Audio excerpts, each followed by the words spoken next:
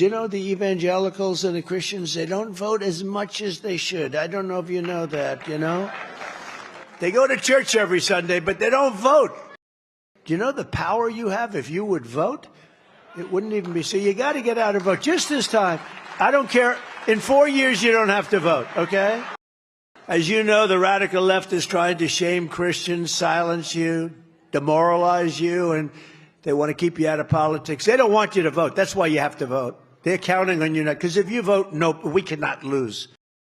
But Christians cannot afford to sit on the sidelines. If Joe Biden gets back in, Christianity will not be safe in a nation with no borders, no laws, no freedom, no future. They're not going to be safe. You're not going to be safe as a person, and your religion certainly will be, I think, in tatters.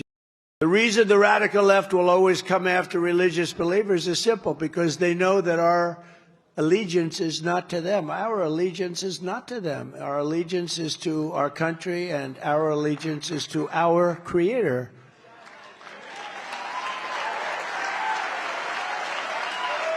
And we do not answer to the bureaucrats in Washington.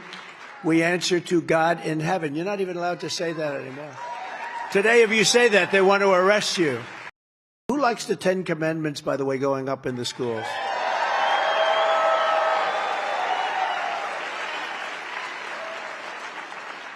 They think it's such a bad thing. I said, has anyone read the thou shalt not steal, thou shalt...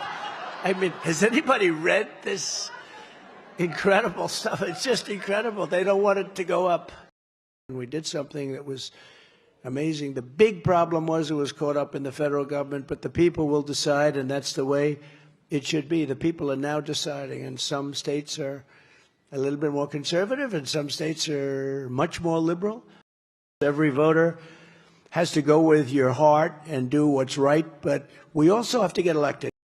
I want to thank the 6 Supreme Court justices, Clarence Thomas, Samuel Alito, John Roberts, Brett Kavanaugh, Neil Gorsuch, and Amy Coney Barrett for the wisdom and the courage they showed on this long-term, very contentious issue. This has been a long time it's been fought.